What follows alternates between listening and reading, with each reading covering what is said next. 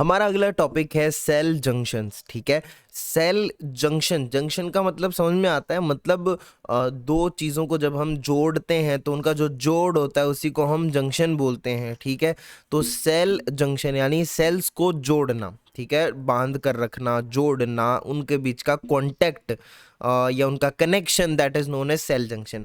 अच्छा, cell junctions जो होते हैं ये मोस्टली कहाँ प्रेजेंट होते हैं? एपिथेलियल टिश्यू में प्रेजेंट होते हैं। अच्छा, मैंने बोला मोस्टली प्रेजेंट होते हैं, मैंने ऐसे नहीं बोला कि केवल एपिथेलियल टिश्यू में प्रेजेंट होते हैं।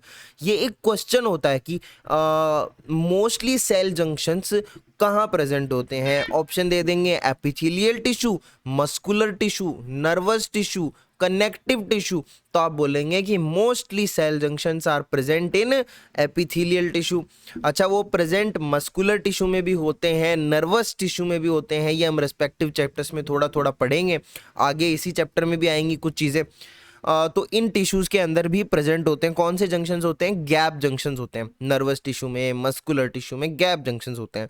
जैसे आपने सुना होगा सोडियम पोटेशियम चैनल्स होते हैं नर्वस टिश्यू के अंदर, तो ये they are kind of gap junctions. ठीक है, अच्छा, सेल जंक्शंस को बेसिकली एनसीईआरटी के हिसाब से क्लासिफाई करा जाए तो ये तीन तरीके के होते हैं: टाइट जंक्शन, एडहेरेंस जंक्शन और गैप जंक्शन।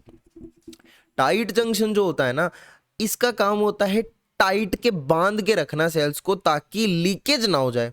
ठीक है, मतलब सेल्स के अक्रॉस लीकेज ना हो जाए, इसलिए सेल्स को बांध कर रखना, ये टाइट जंक्शन का काम होता है। Tight junction stop substances from leaking across a cell. ठीक है, लीकिंग अक्रॉस अ सेल। जैसे फॉर एग्जांपल यूरिनरी ब्लैडर में एपिथेलियल टिश्यू की जो कंपाउंड एपिथेलियम प्रेजेंट होता है, यूरोथेलियम है ना, उसकी सेल्स के बीच में कौन सा जंक्शन होता है?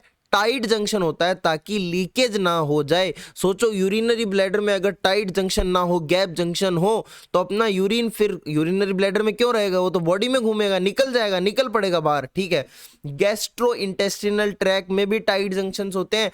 क्या हमारा खाना स्टमक से निकल करके हार्ट तक पहुंच जाता है? नहीं पहुंचता, स्टमक में।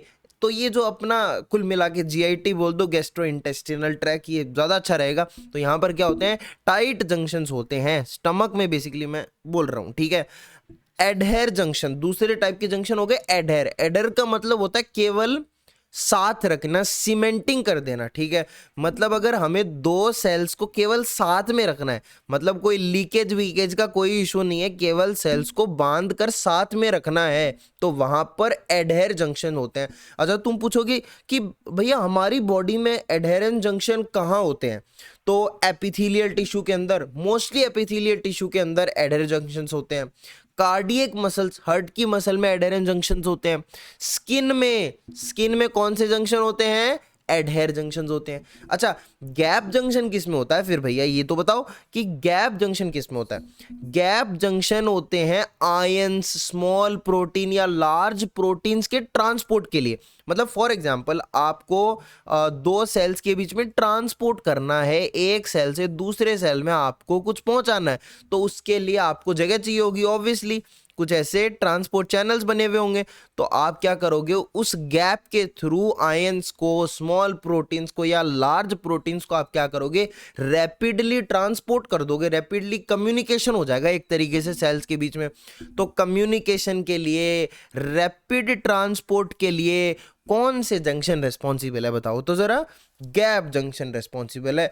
तो इसी तरीके से हमारा एक छोटा सा था टॉपिक जंक्शन, सेल जंक्शन का, ये हमारा कंप्लीट होस्ट हो गया है। और एक चीज बताऊं, इसमें से आप एक क्वेश्चन एक्सपेक्ट करके चलिए। अगर 2 से 3 क्वेश्चन का वेटेज अगर एनिमल टिश्यू वाला चैप्टर रखता है, 2 क्वेश्चन का एटलीस्ट, तो उसमें से एक क्वेश्चन आने की प्रोबेबिलिटी सेल जंक्शन में से बहुत सारी होती है। ठीक है, तो इस तरीके से हमने अभी तक जो आपने वीडियो का पार्ट देखा है, उसमें हमने epithelial tissue, compound tissue complete कर लिया है। तो आपका एक तरीके से एपिथेलियल टिश्यू पूरा कंप्लीट हो चुका है, सिंपल एपिथेलियम, कंपाउंड एपिथेलियम। अब हम आगे पढ़ने जा रहे हैं कनेक्टिव टिश्यू के बारे में। ठीक है, आगे हम पढ़ने जा रहे हैं कनेक्टिव टिश्यू के बारे में। तो चलिए आगे बढ़िए।